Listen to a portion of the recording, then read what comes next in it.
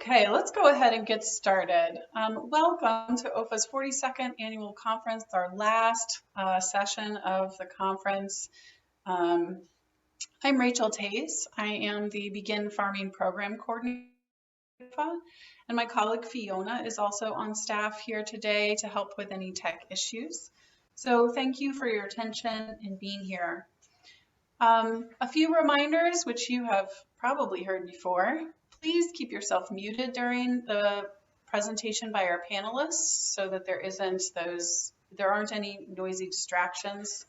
For this session, we welcome your questions and comments in the chat, and I will facilitate discussion and include those as the session goes on. If you experience any technical issues, feel free to message those in the chat to Fiona or myself, and we'll do our best to resolve them. We are fortunate that we haven't had a lot of issues with this online conference, and thanks for your patience if we do. We ask that all communication during this and every workshop be conforming to OFA's community standards, which are basic kindness and decentness, and we appreciate your attention to that detail. This workshop is being recorded, as are the other conversations that are happening this morning. You can go back to them or any other workshop session through the end of March via the links in the Socio app. After the workshop concludes, I'll invite you to fill out our conference evaluation. This is on our last day, our opportunity to hear about the conference as a whole, and we would really appreciate your feedback. With that, I am going to turn it over to our first panelist, Adrienne Williams, to give us a little bit of information about how 2020 went for her projects, and then we will turn over to our other panelists and eventually open it up for broader discussion. So take it away, Adrienne. Awesome. Well, first, thank you guys for hosting this. So as Rachel said, I am Adrienne Williams, and I'm here on behalf of the Growing and Growth Collective. And so this panel is really interesting to me because, you know, it's around how we were impacted by 2020. And so for me, it's kind of a unique situation because the nascence of my organization that I work with is actually in 2020.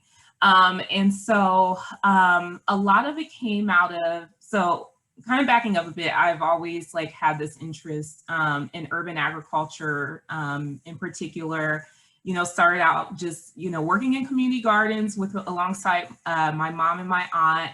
And I went to Ohio State for grad school, and upon going there and just kind of talking to other folks in urban ag, I learned about the Master Urban Farmer program. So I went through that, totally loved it, totally nerded out, and just saw that that was something that I wanted to continue to do in my community. And, you know, I always had that interest, but I think for me, you know, it was really important to engage with urban agriculture, but for it to feel very authentic to the things that I cared about as well.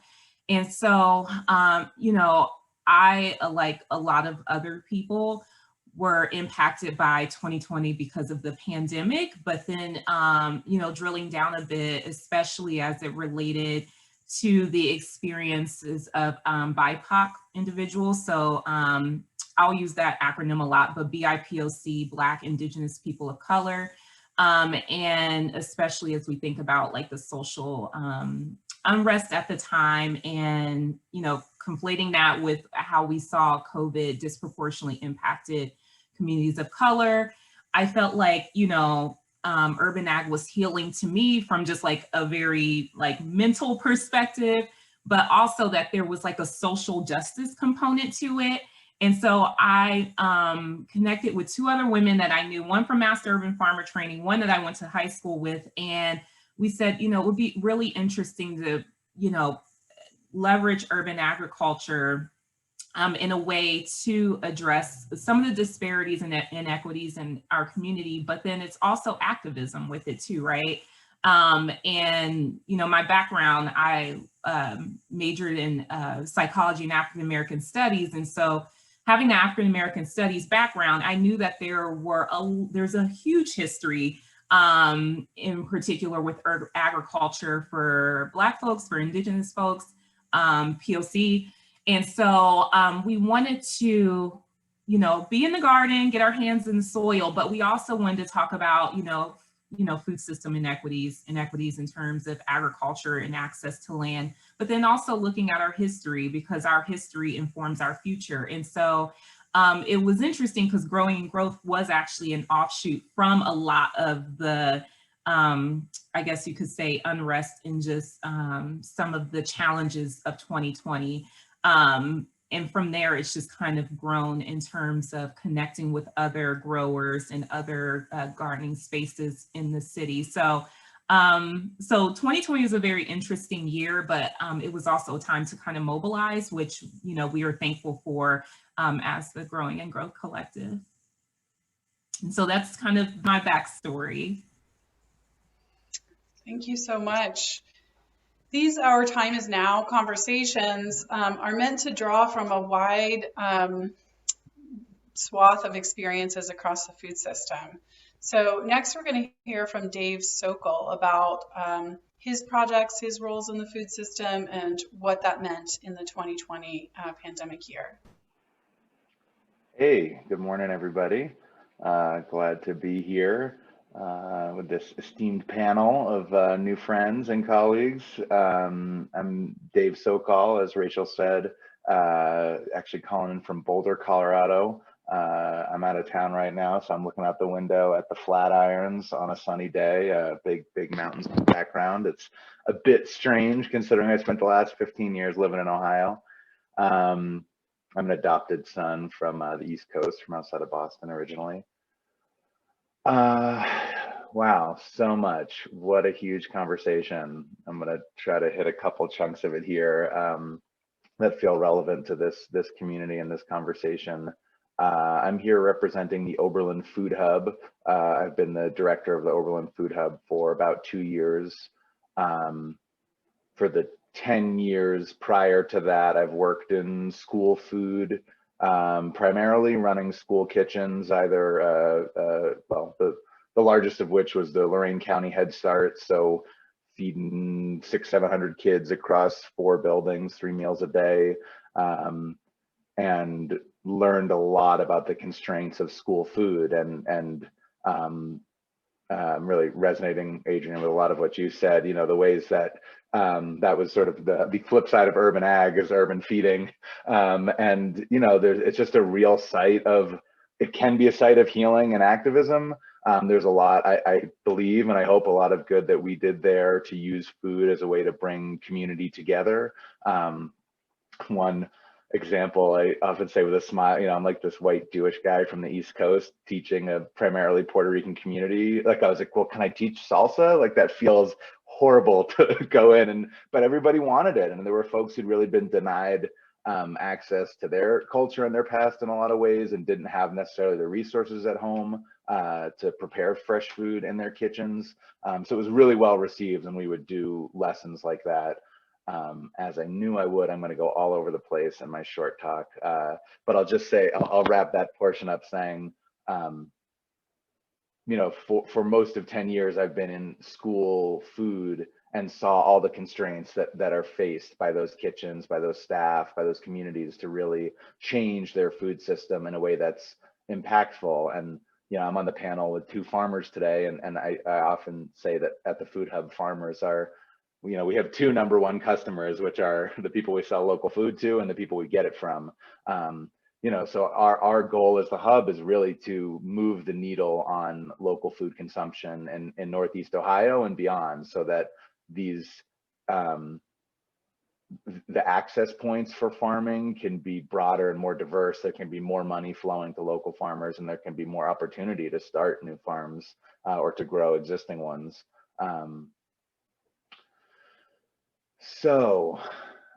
Yeah, I'll just say one more word on the Food Hub, just so you know. I think of us primarily as an organization oriented towards climate change, towards fighting and reversing the effects of climate change. Much like COVID and the last year, I think we see that the impacts of these system-wide pandemics and illnesses, I don't know what you want to call climate change, but that they're often felt strongest in Black and Brown communities and in poor communities, folks who have been kind of forced to the front lines. So for a long time, that's been just targeting climate change has felt like, the social justice mission. I think this year has really highlighted that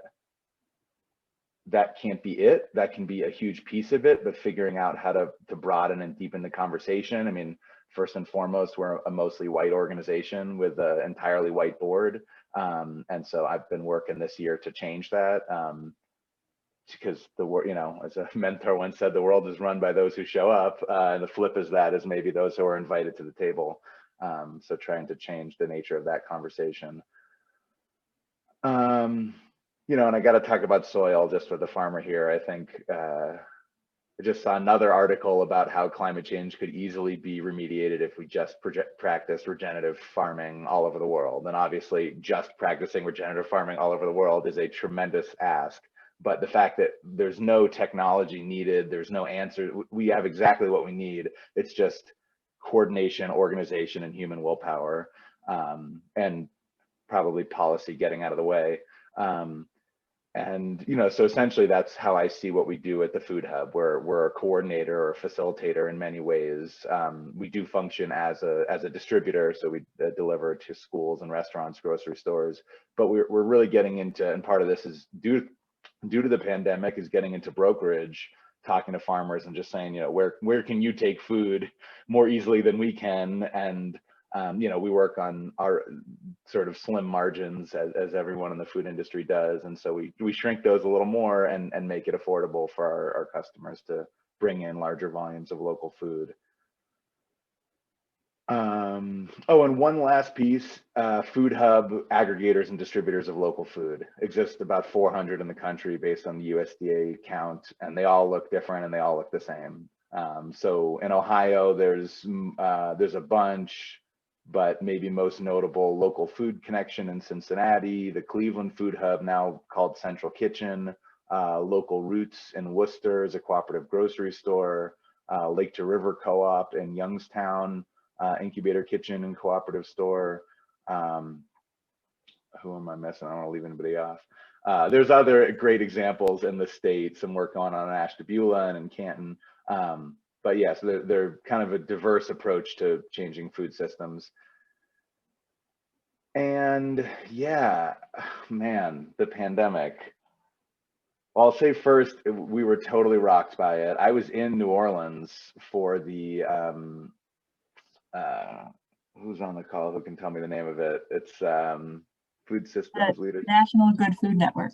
The NGFN 2020 conference. We started like fist bump, no handshakes, it's Corona, we got a fist bump. We're in a room with 1,000 people. We're in small breakout rooms with 100 people. We just didn't know. And then by the end of the week, they canceled the conference a day early because it became clear we did not understand the severity and the way the pandemic spread.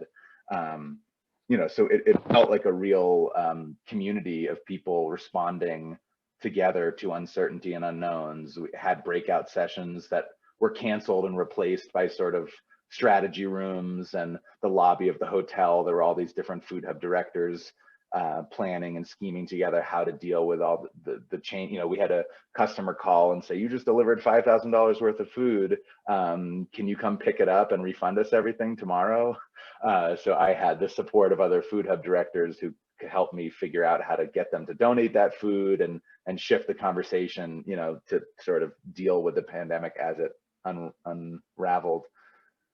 So yeah, Rachel, you outlined action, adaptation, hope, and growth. So I'll just wrap up with those three pieces. The action and adaptation was just, we dove right into, we lost 80% of our customers overnight. All the schools closed, restaurants closed, hospitals and universities closed. That's the base of our, our primary customer base. So we did a few things. We pivoted and started doing retail sales to folks in our community, home delivery, which was really appreciated, just because a lot of people didn't want to go to the grocery store, didn't or couldn't. So that was a big piece of the transition, and that all happened in the 3 days between returning from New Orleans and myself getting sick with COVID. So I got back on a Sunday and I started getting very sick on a Friday, and that whole week I was just on the phone. Thankfully I was home quarantining because we knew enough at that time to do that. But just on the phone with my right-hand person, Krista, planning out a retail program and getting ready to push go the next week. And then the other big thing is, we actually had our biggest year of sales ever in 2020. And that was particularly because of partnerships with school districts who were doing curbside food distribution to families who were coming to pick up bags of food, which was made possible by the feds loosening the restrictions on how school food could be served. So that was a really big change that happened in 2020 to meet the pandemic. School districts were allowed to hand out food, whole produce, for instance, as opposed to a prepared meal, and still credit it the same for their school food program. So the largest one of those being Parma City School District. Bob Gorman was a huge partner and ally this year, although others as well. Probably number 2 in terms of volume they brought in was East Cleveland and Don Johnson. Just Bob and Don, just 2 amazing leaders in the school food world. And with Bob in particular, it's just like, what can we do for you? How can we pack and what do your families need? What can the food look like? And so we did a lot of small retail packed bags of produce. And we also did pizza packs, using primarily local ingredients, locally made pizza crusts and cheese and carrots and apples. And it was an awesome program. It was like such a feel-good program. And then we looked at the numbers as we were going. I'm like, oh my God, we lose 20 cents on every one of these that we sell. So that ended up being, a bit of a response program, that we had to kind of bite the bullet and say, we're going to do this because folks need it. But we're now taking that lesson forward and saying, is there a way to do something similar, but where we actually at least break even? It's an important part of running a business. And the last thing on the action adaptation is this year's been all about partnerships for us. Particularly, I was thinking, I was like, how do you put teeth on that saying that it's about relationship and partnership? Because it can be a bit of a platitude, but really our relationship with other food hubs have driven sales, but also just maintained my sanity. There's people I met actually at NGFN in New Orleans who I've probably had 3 or 4 or 5 conversations this year. Just, how are you dealing with this? And as somebody, I tend towards that question, how are things going for you right now? And wanting and hoping for, an honest and in-depth answer. And I got a lot more of that this year as we've all been struggling. So in some way that's been a relief to get to sort of lean into each other a little more in such a difficult time. I think that's all I'll say about relationships. So then, yeah, that's really what gives me hope, is that we've built some partnerships that feel as if they're gonna outlast this. I think in my life personally, when I've come to rely on people, that's a hard pattern to break in a good way. It just suddenly that's a connection, a node, a relationship that wasn't there before. So now, particularly with the Cleveland Food Hub and Local Food Connection, but also with our school districts, the Pasonic partners, Marine Pasonic, the dietitian teams that we work with that do a lot of school food work around the state. It's just a deepening and clarifying of connection that shows me a way forward. And then sort of a growth, where do we go from here? So yeah, I'll just wrap up saying, I made a big ask to my board this year and said, basically, trust me to with our community, take us in a slightly new direction and continue our growth. So I feel really hopeful right now. I feel like there's some big plans to focus on particularly processing of local food. That's a big thing that we're trying to figure out how to get more and more food into institutions. I feel like I'm missing a final piece, but maybe I just need to stop talking.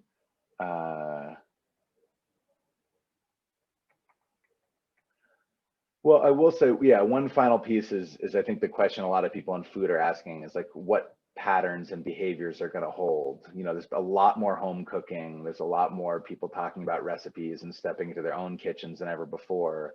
So I guess that's a place of hope and a place of growth, as I see a real opportunity as a community to figure out how to respond to that and not just let I mean, I love the Food Network. I love Google and the power to find recipes.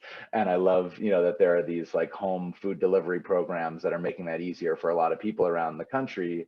And also, what's our local response? How do we create community around food, which has been what food has done for the hundreds or thousands of generations? I don't know how far back humanity goes. So can we use that to keep building relationship is been a big question of ours.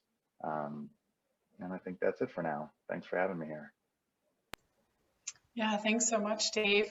We've had some people join since the beginning, so I just want to remind folks that this is a panel discussion where we have 3 panelists from pretty different parts of the state and parts of the food system. They're each sharing their story, and then we will have time for questions to kind of connect the dots. I have a few in mind, and as questions come to you, please feel free to post those in the chat. And I think we'll have time, you know, to have some good discussion after our last panelist, and that is Dawson Wilson. Well, good morning. I'm getting a notice that my bandwidth is occasionally low here. But so my name is Drausin Wilson, and I am a farmer of grass-based meats in Southern Ohio. And so how has this affected us? It's been, you know, this has turned our business upside down in a way. Had to reimagine the model for interacting with customers. Yet at the same time, there's been a lot of continuity. So we feel quite blessed to have escaped or to be working our way through this new challenge without huge structural adjustment. But we basically have sold our foods through farmers markets, which is a very interpersonal and sort of spontaneous set of transactions. And you know, overnight, that changed. The interaction was not spontaneous. It was not personal, and we could not deliver to farmers markets. So we had to, you know, we have these little pickup trucks and trailers with our freezers in them, and suddenly our online sales, you know, jumped tenfold, and we had to figure out how to get product to these customers, and we couldn't make our way through the suburbs with our trucks and trailers. So we just chose a large parking lot and said, meet us here. And that worked for about 3 weeks. Some people got very, accusatory, the fact that we were breaking the law by going to this parking lot without permission. But we were in a crisis and we did what we had to do, and no one objected. It was all fine. The farmers market where we had been was in a cafeteria, a school cafeteria. So that closed down, and it took about 3 or 4 weeks for that to reconfigure. And then it set itself up in a parking lot of a bank, and everything was online orders and drop off in people's cars as they drove by. So our very personal interaction became very impersonal. But it was also, there was an efficiency to it. You know, we did the packaging before we went to the market, so we could take one less person to the market.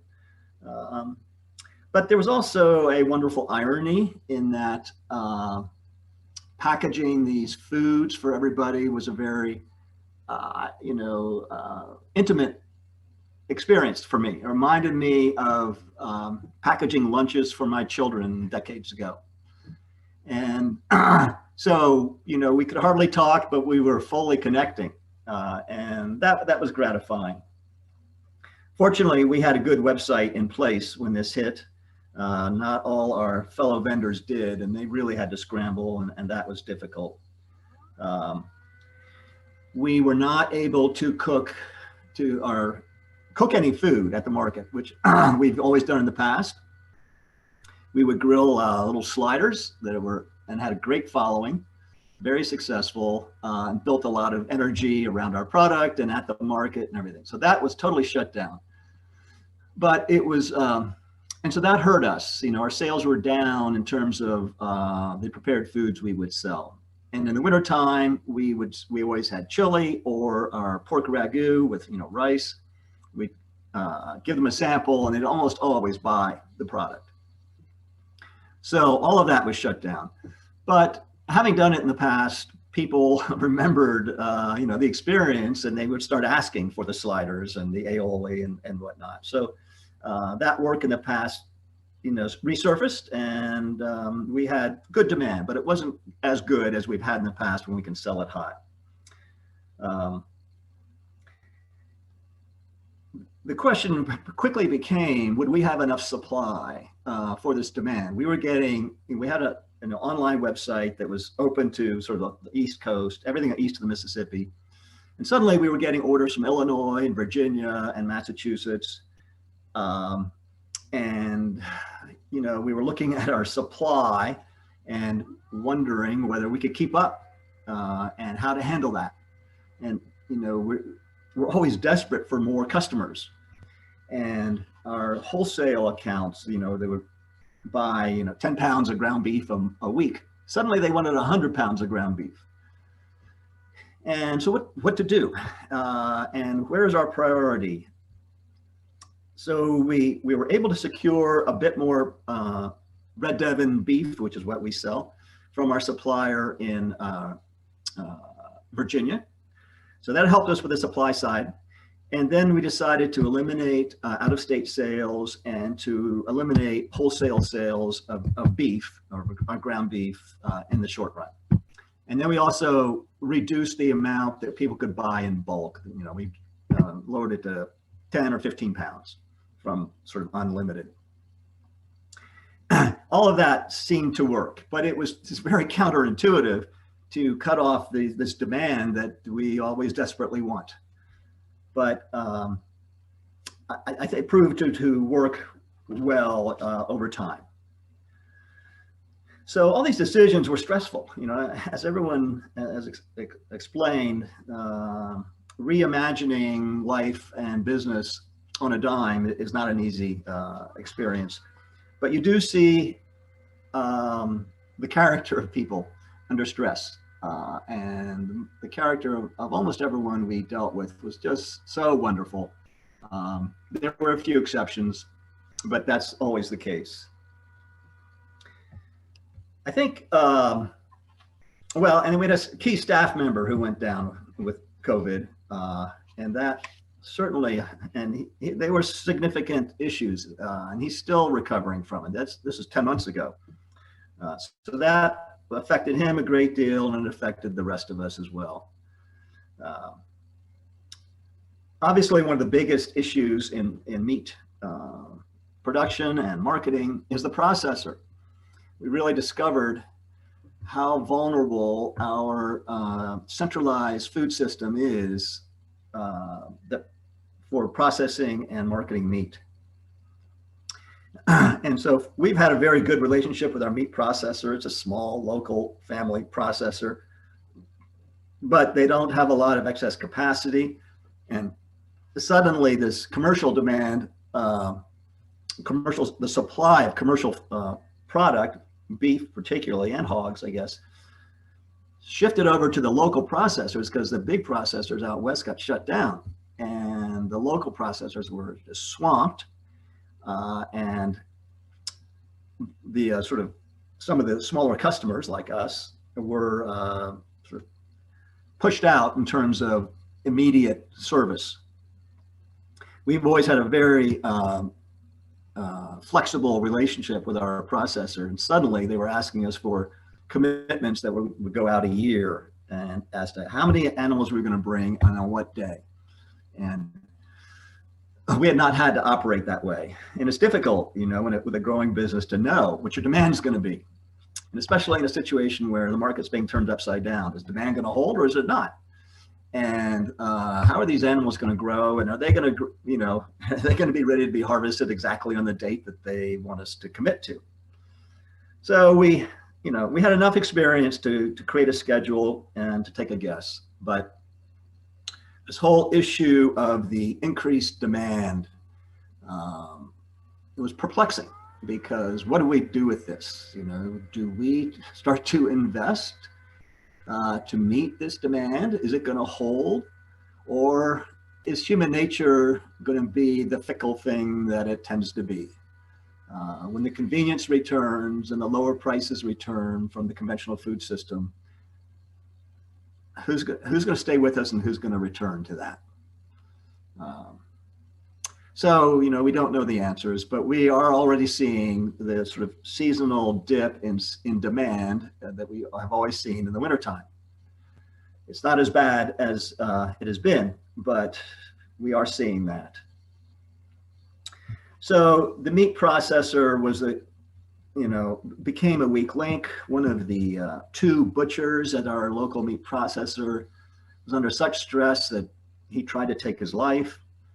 And they were working 6 days a week, and they were just overwhelmed, and they remain so. And I would tell the fellow who runs it, maybe you need to pay the people more and pass it on. The customers will pay for this, but you've got to have a good supply of help in order to process these animals, because everyone is highly reliant on your facility. We're reliant on you, and our customers are reliant on us. This is essential. This is critical. And you say, well, these people won't show up, and now they're getting COVID relief, and that's easier than coming to work, and it's stressful. And so there's no simple system. You call around to the few other processors, and they say, yeah, we'd be glad to take your product, but in a year and a half. So that doesn't help anything. So there is definitely a weak link here for meat processing. But meat processing is not an easy business, and it's not something anybody steps into. It's a lot of capital, and it's a good bit of expertise, and it takes a particular mindset to be able to handle that. So I don't know what the short-term solution is. One marginal solution is to look at products that you can process on farm legitimately and take to marketplaces. So eggs are one that you can do. It doesn't take a huge amount of infrastructure to wash eggs and package them and ship them off, and there's good demand. But like all minor enterprises, it's not simple. But we have invested a bit more in our egg production, and we probably will continue to do that, because our beef, lamb, and hogs are all reliant on this one processor who has a very fragile program right now. But we have gained, a good number more customers. Every week, we're getting new customers who find us through the internet, and we've not met before. And their email addresses are going into our system, and people are looking for us instead of our having to look for them as much. So there has been a structural shift and a structural awareness, and I think that's very positive and bodes well for the small producer. But it's not easy getting this product processed and delivered and marketed. I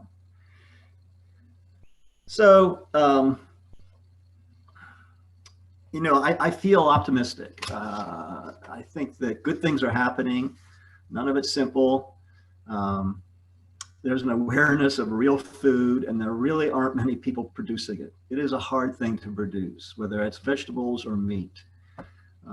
And if we can, get our websites moving and get these processors healthy, there's an opportunity to make a living out here in a prosperous, healthy way.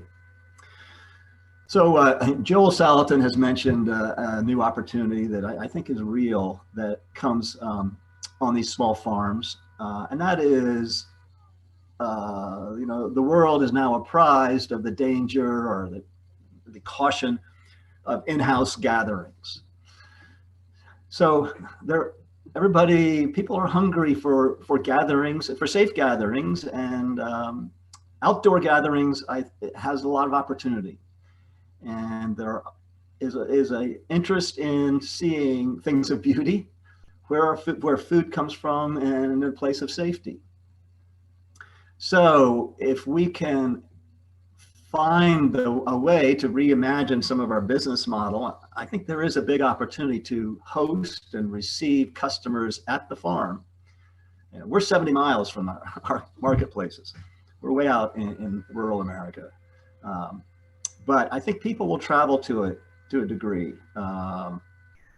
But it means, hosting people and having bathrooms for them and having food for them and organizing it and tours, and it's a whole nother business model. But I think it is a real one, and I don't think that's going to go away. So, we've also been telling our story, and that's all part of marketing. But so we have blogs that go out every week or two, and people seem to really resonate with that. They're so hungry for the redemptive word, and the power of soil is truly redemptive when it's well managed. And I think that is a message that consumers are eager for and interested in and receptive to. So I think we're going to have to adapt in a structural way to these COVID issues or virus issues. I don't think they're going away. And this vaccination will solve a lot, but there will be other viruses. We have so simplified biodiversity on our planet, and particularly in this country, and especially in the Midwest, that viruses don't have a place to live, so they find new quarters. And it's going to take time to recreate the biodiversity that we needed to stabilize these issues. And a very simple and mechanism I think that the Department of Agriculture could do, it's not simple, but it's doable, is to require wildlife buffer zones around any field that's larger than 30 acres or 10 acres or 50 acres, something. And they're doing that with CRP, and they have the concept of buffer zones, but they need to increase them so that there's more habitat, more wildlife, and that we become invested in creating biodiversity for our own health and our own safety and our own economics. So it's going to be a while before we put the virus genie back in the box.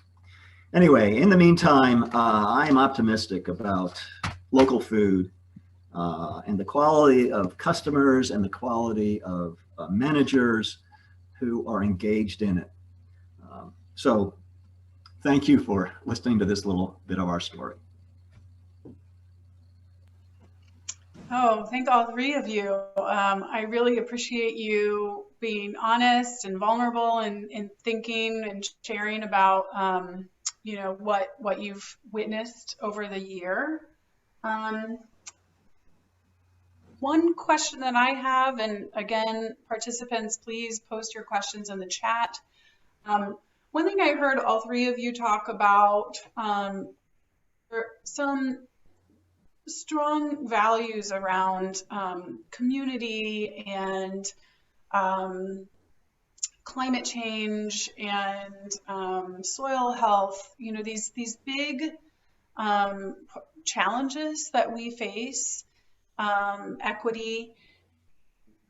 And I'm curious if you could, wave a magic wand, thinking about the three stories that you just heard, what is one thing that you wish would happen that you think could really address some of these big challenges that we together face? I heard Drausin say a very specific idea about the ODA requiring a wildlife buffer, basically investing in diversity of our natural systems. I'm curious what the other panelists have, or Drausin, if you have other kind of big ideas that if we could make this one change you think would have sweeping effects. Well, my two would be wildlife buffers and investment for local meat processors. Self-interest there, but.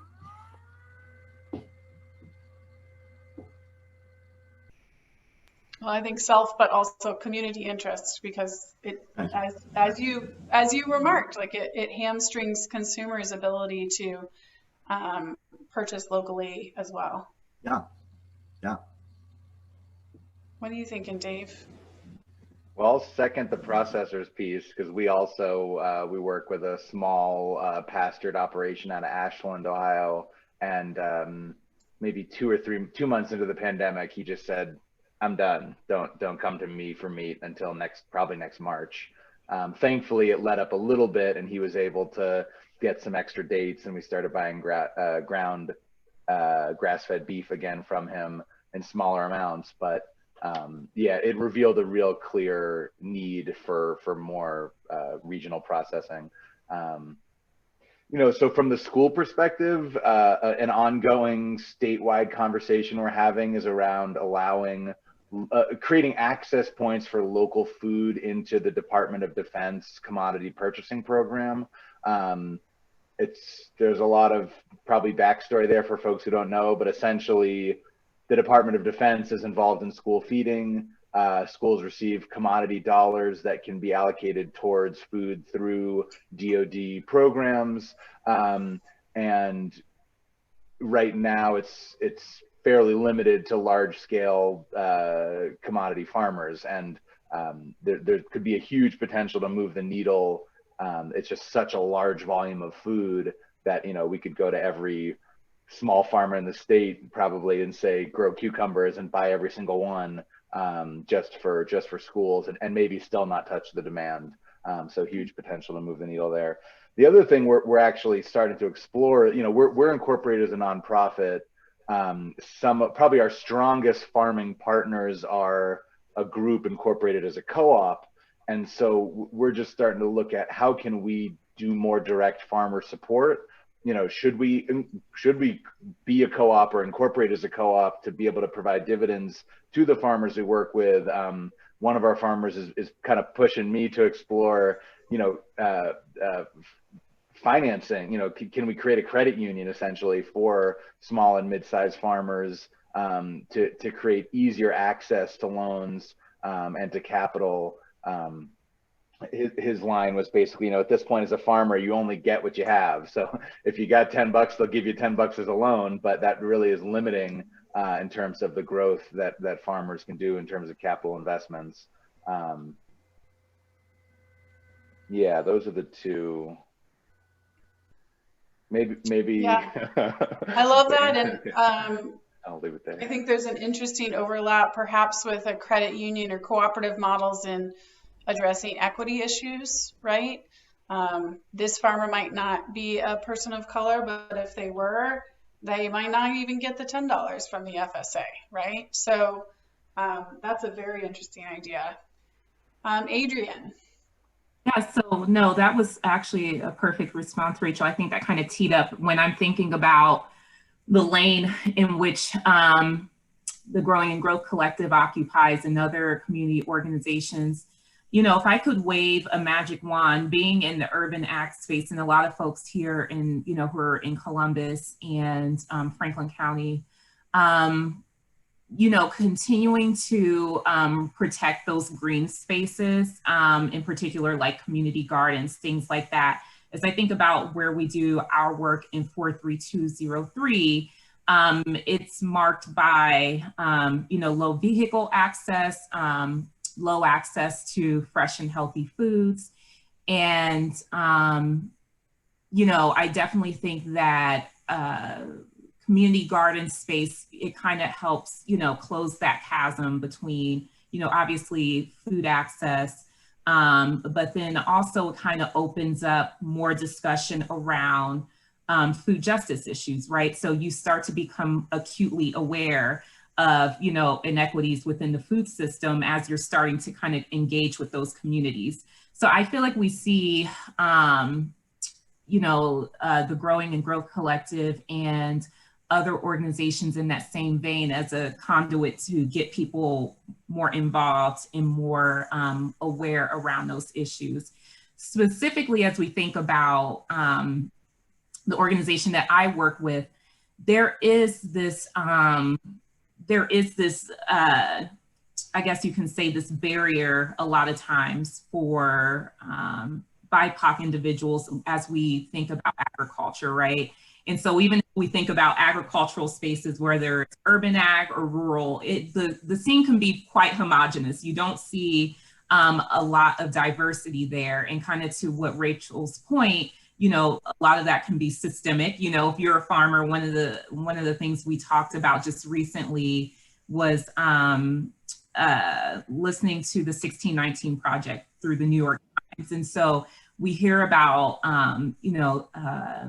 disenfranchisement, right? So for people of color not having access to the same loans or the same, capital structures that other farmers may have. And so we want to kind of make folks aware of that. And by driving that awareness, also getting more BIPOC folks involved with agriculture. So in this instance, it's urban ag because that's where we're located. But there's definitely opportunities. I would love to see more, BIPOC farmers in urban cores and in rural areas. So that kind of my focus, if I had to think about, waving a magic wand, because there's only upside when you increase diversity.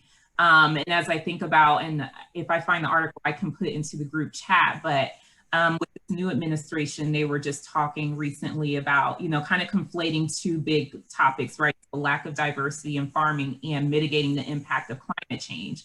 And so, working to get more diverse farmers and that support, in other words, trying to basically, address the impact of like Pickford versus Glickman and other ways in which BIPOC farmers have been disenfranchised, but then also saying, hey, if you are able to sequester carbon via, as you were kind of talking about, Dave, earlier, like regenerative farming processes, we will, support you. And so you can kind of address two big ideas at one time. And so, but first you have to get people interested. First you have to get people aware. And so if I had to wave a magic wand, I think that would be, my focus is, increasing diversity within those agricultural spaces, because I think there's nothing but upside there.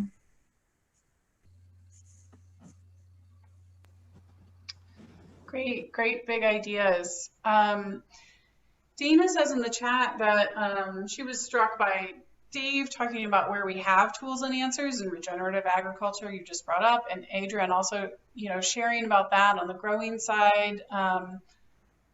And, in the meat processing world, it's not like meat processing is bad. We just don't have enough of it on the local scale, right?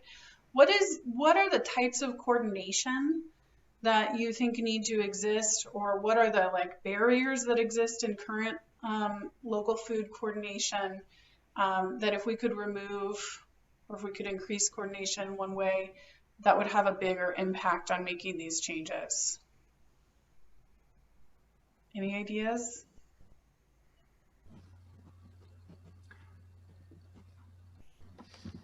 Well, I think back to Dave's point, credit is, especially in the meat industry, really important, because grass-fed beef takes 3 years to come to market. There's a high cost in that, carrying cost, and it's a wonderful product, but everything slows down, and time takes money. So this credit thing is really important to increase access to the process. and increase supply. And that's why it is such a concentrated industry, because the big guys have got the capital.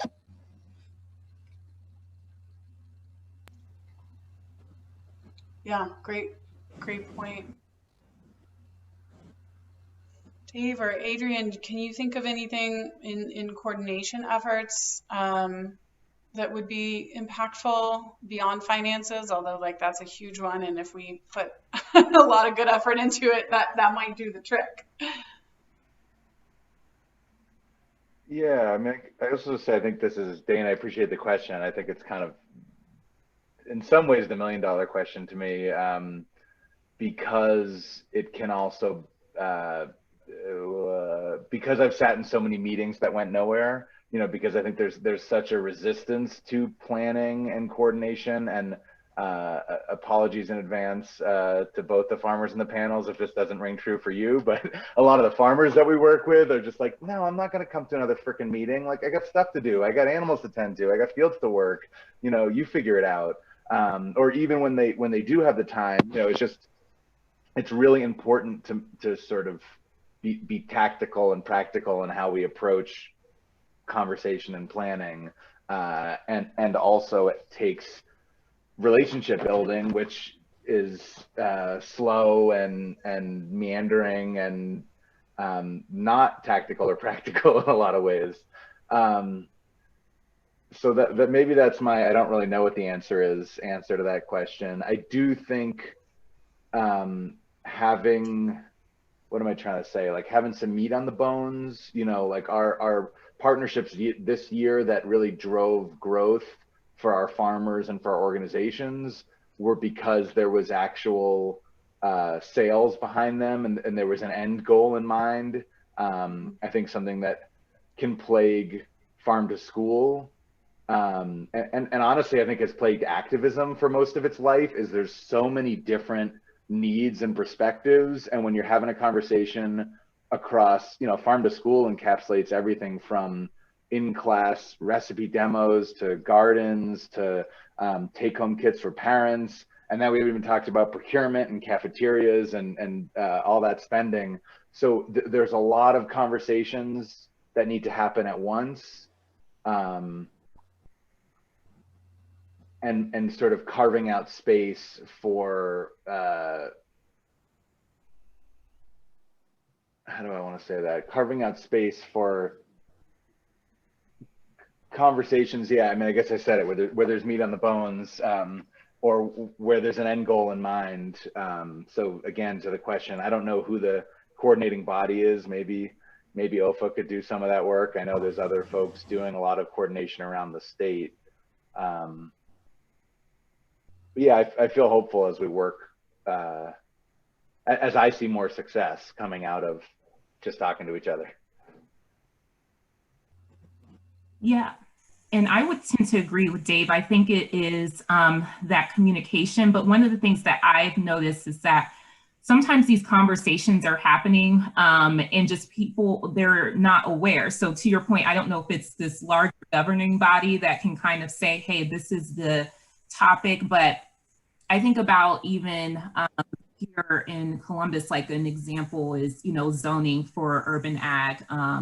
And, you know, maybe there are some growers here who aren't aware that those topics are happening. So they're not able to work with other entities that might have a seat at the table, or just as the growers or the local, you know, community garden activists just all talking to each other and coalescing around like this shared idea of, you know, how to coordinate, you know, our efforts. It's a little different than the challenges that Drausin or Dave might, you know, encounter, but it's still, you know, food system related as we think about having those growing spaces to do what we want to do.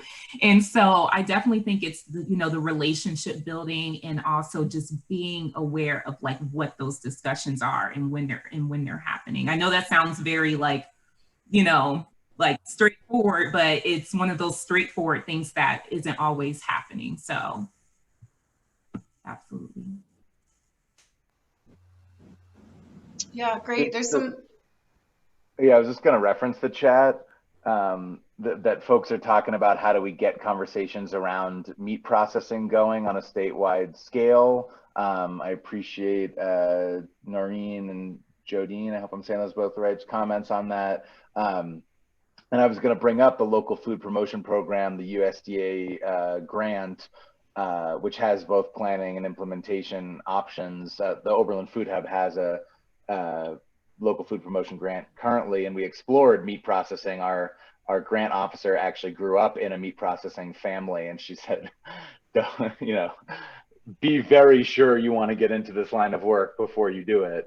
But I do wonder, coming back to the idea of having some teeth or some meat on a collaboration, you know, how to create a diverse and inclusive group of people and organizations to apply for a research grant to discover where in the state we need the meat processing facilities or what they could look like.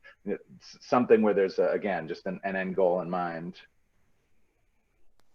Yeah, and this is not intended to be the focus of this panel, but actually myself, Angela Blatt, and Paul Dorrance are working with AceNet down in the Athens and Nelsonville area on exactly that, a planning project within the LFPP to look at whether mobile meat processing is something that we can bring to the state, the idea there being or whether it's collaborative cold storage, like what are the needs that cooperative businesses could potentially address, and how could we then spread those elsewhere, not in a scalable model, but exactly like what Will Harris was talking about at the very first keynote, where, you know, he doesn't want a bigger white oak pastures, he wants a white oak pastures in every rural community, which is kind of, you know, some of these processing issues.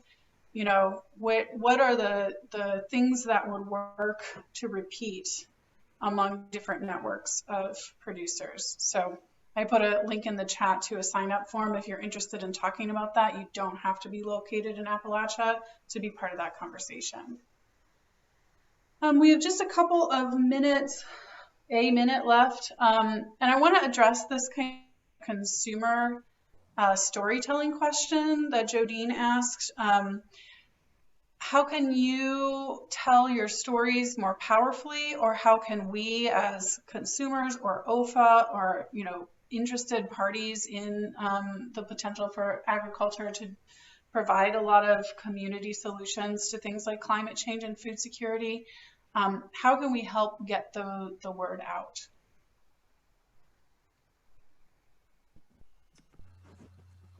Well, stories are being told.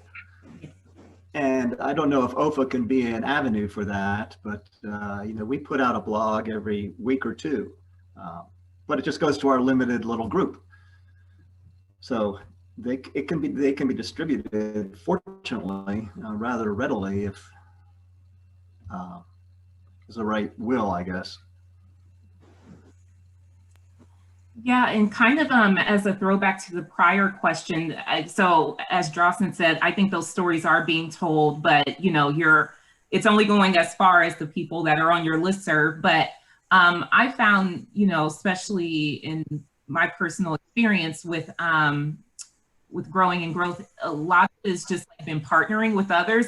We're in a unique position where we're not necessarily in the same in the same arena as Dave or Drausin, but being a community grassroots organization, we're able to partner with other community-based organizations, and that and especially in urban settings, especially with our focus being BIPOC individuals who may have not like considered urban ag as something that's a part of their everyday life, but interested.